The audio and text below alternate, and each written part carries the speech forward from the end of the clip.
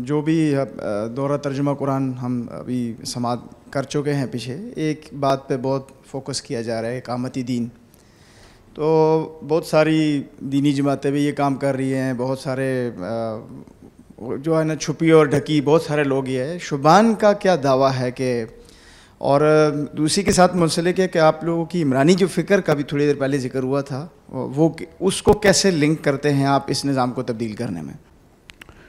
اچھا، پہلی بات تو یہ ہے کہ جو زور دیا جا رہا ہے وہ تکلفاً نہیں دیا جا رہا ہے۔ مطلب یہ کہ قرآن مجید کا ظاہر ہے وہی ایک یعنی ساری جو ایفرٹ ہے جس نقطے پر مرتکز ہے وہ اقامت دین ہے۔ قرآن مجید کو آپ اگر دیکھیں گے، اگر شاہ ولی اللہ یہ کہہ رہے ہیں کہ یہ جو آیت ہے وَالَّذِي أَرْسَلَ رَسُولَهُ بِالْهُدَىٰ وَدِينِ الْحَقِّ لِيُظْهِرَهُ عَلَى الدِّينِ كُلِّهِ وَلَوْ كَرِهَ الْمُشْرِكُونَ، یہ قرآن مجید کا عمود ہے۔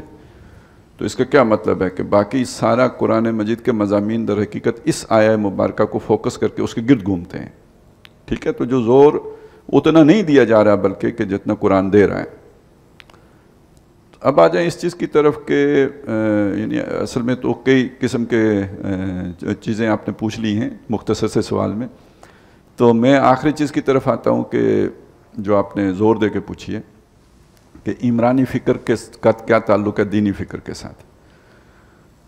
تو دیکھیں دینی فکر کا مطلب کیا ہے، دینی فکر کا آپ کے دینی تقاضے کیا ہیں، آپ کے دینی مطالبے کیا ہیں اللہ کے، جو آپ نے قرآن مجید سے سمجھے ہیں۔ جیسے ابھی فاروق سلطان بتا رہے تھے کہ پہلا تقاضا یہ ہے کہ خود اللہ کا بندہ بنا جائے، جیسے ہم نے ابھی توحید عملی والے حصے میں پڑھا ہے، یعنی کل ہی وہاں سے نکلیں۔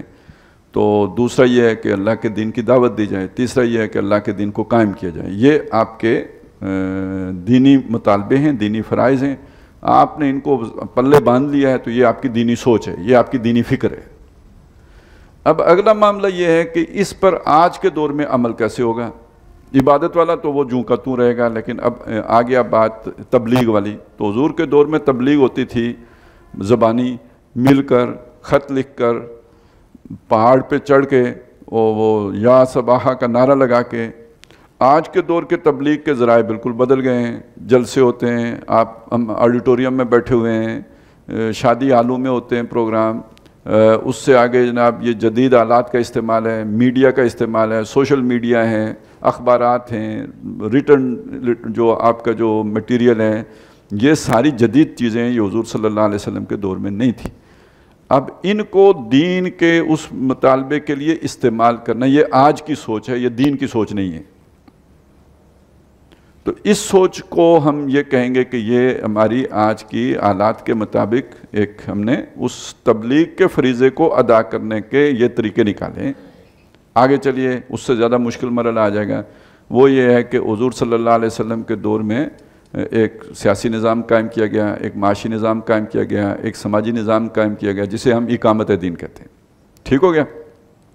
یہ مطالبہ ہم سے بھی ہے کہ وہی اللہ کی حکمرانی آپ نے قائم کرنی ہے، اور اسی اصول کے مطابق جو ہے نا آپ نے اپنی معیشت استوار کرنی ہے، اصول آپ تبدیل نہیں کر سکتے۔ تو یہ تو آپ سے ہو گیا جی مطالبہ دین کا۔ اب آج کے دور میں وہ سیاسی نظام کیسے آپ نافذ کریں گے جبکہ وہ سٹرکچر ہی نہیں رہا ہے۔ یعنی اس وقت دیکھیں معاشرے کی تنظیم، سیاست میں تو تنظیم بنیادی بات ہے۔ تنظیم کا مطلب اب جماعت نہیں ہے، تنظیم کا مطلب لوگوں کا آپس کا میل جول، معاشرہ منظم ہو۔ یعنی منظم معاشرے کا مطلب یہ ہے کہ کوئی ایک یعنی شہر کی صورت میں، برادری کی صورت میں، کنبے کی صورت میں، خاندان کی صورت میں منظم ہوگا تو تب اس کے وہ سیوکس کے اصول اس کے اوپر لاگو ہوں گے۔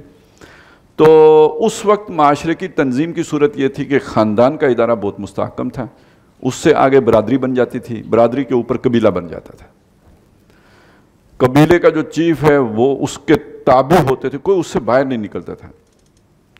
آج کے دور میں آ کے آپ کا یہ سٹرکچر ختم ہو چکا ہے۔ اب کوئی قبیلہ کا چیف ہی نہیں ہے، کوئی قبیلے کی تنظیم نہیں ہے، کوئی قبیلے کا نظم نہیں ہے، اب وہ چیز ختم ہو، اب شہر وجود میں آ چکے ہوئے ہیں، اور شہروں میں تو اب وہ چیزیں بالکل ختم ہو چکی ہیں جو آج سے 400 سال پہلے کے معاشرے کا حصہ تھیں۔ لہٰذا اب تنظیم بالکل نئے اصولوں پہ بنتی ہے شہر کی۔ اب اس کی جو کا جناب تھانہ ہے، کچہری ہے، اے سی صاحب ہیں، ڈی سی صاحب ہیں، وہ آپ کی جو ہے نا وہ ڈویژن ہے، اب یہ ایک نئی تنظیم سازی ہے معاشرے کی جو پہلے نہیں تھی، یہ نئی بنی ہے۔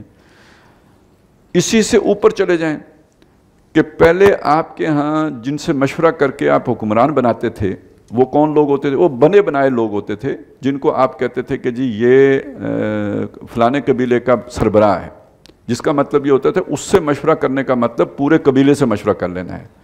یہ فلانے قبیلے کا سربراہ ہے، اس سے مشورہ کر لینے کا مطلب اس قبیلے پورے سے مشورہ کر لینا ہے۔ ان کو بٹھائیں، یہ آپ کی مجلس شورا ہے، یہ آپ کے اصحاب حل و عقد ہیں، ان کو بٹھا کر جب آپ فیصلہ کر لیتے ہیں تو یہ سارے لوگوں کا فیصلہ ہے۔ آج کے دور میں نہ قبیلہ نہ قبیلے کا چیف، تو اصحاب حل و عقد کیسے بنائیں گے؟ مجلس تو وہی بنانی ہے، بنائیں گے کیسے؟ مجلس شورا کیسے وجود میں آئے گی؟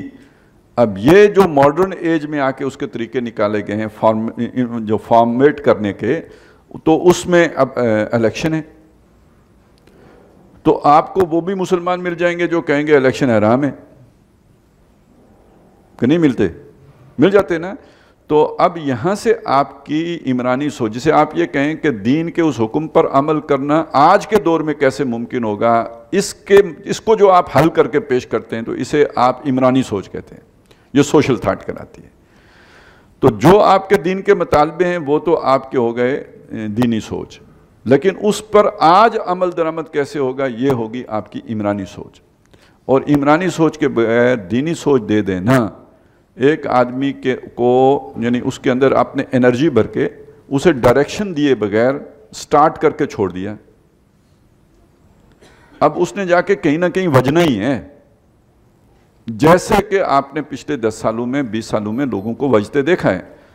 لہٰذا یہ جو عمرانی سوچ ہے یہ دینی سوچ جتنی اہم ہے، یہ کوئی ایسے غیر اہم بات نہیں ہے، کیونکہ یہ ڈائریکشن دیتی ہے، یہ لائے عمل دیتی ہے، یہ بتاتی ہے کہ اس مسئلے کو آج کے دور میں ہم حل کیسے کریں گے۔ اور جن مفکرین کا ہم نام لیتے ہیں وہ علامہ اقبال ہوں، مولانا مودودی ہوں، ابوالکلام آزاد ہوں، ڈاکٹر اسرار احمد ہوں، ان کا نام ہم اسی لیے لیتے ہیں کہ انہوں نے اس سوچ کو آج کے دور میں نافذ کرنے کا پورا لائے عمل بنا کے دیا ہے۔ یہ آج کی اسلامی ریاست کیا ہوگی، ماڈرن ایج کی اسلامک اسٹیٹ کا کانسیپٹ کیا ہے۔ تو اس لیے ہم کہتے ہیں کہ بھئی جو بھی پیچھے انتہا پسندی کا دور چلا اس میں یہ چیزیں پیچھے چلی گئیں، اس میں وہ پھر خاص طور پہ چونکہ افغانستان سے اس پر زیادہ زور ہوا۔ افغانستان کا معاشرہ ابھی بھی قبائلی معاشرہ تھا، ان کے لیے کسی عمرانی سوچ کی اتنی ضرورت ہی نہیں تھی، کیونکہ وہ سوسائٹی ابھی انٹیکٹ تھی، پریمیٹیو ایج کی جو سوسائٹی تھی اس پر، لہٰذا وہاں پہ تو وہ یعنی اپلیکیبل ہو گیا، یا ہو سکتا تھا، یا کسی درجے میں ہو سکتا تھا، لیکن اس کی 2 باتیں مان لیں، وہ دنیا میں کسی اور جگہ نہیں ہو سکتا، کیونکہ اور ویسی سوسائٹی دنیا میں نہیں موجود، پاکستان میں نہیں ہو سکتا، ویسی سوسائٹی نہیں موجود۔ اور دوسری بات یہ جان لیں کہ وہ دنیا کے لیے حجت نہیں بن سکتا، ماڈل نہیں بن سکتا، کہ وہ کہیں اور امپلیمنٹ ہو نہیں سکتا، تو اس لیے ماڈل نہیں بن سکتا۔ تو وہ والا کھانا ابھی خالی تھا یا خالی ہے۔ تو لیکن میں اصل بات یہ کہہ رہا تھا کہ اس کو بعض لوگوں نے آئیڈیلائز کیا، ان لوگوں نے آئیڈیلائز کیا کہ جن پر یہ تصور دین واضح تھا کہ ہم نے اقامت دین کی کوشش کرنی ہے، تو سامنے ماڈل وہ آ گیا، اور اس کی وجہ سے پھر ایک سوچ جو پیدا ہوئی جس نے پھر انتہا پسندانہ جذبات کو جنم دیا، اس لیے کہ جو آپ کا سٹرکچر ہے، گیون سٹرکچر جو ہے، اس کے اندر آپ اس کو امپلیمنٹ کر نہیں سکتے تھے، تو فرسٹریشن پیدا ہوئی، تو پھر جو بھی اس کے نتائج ہیں، جو اس کی تخریب ہے، وہ آپ بھگت رہے ہیں۔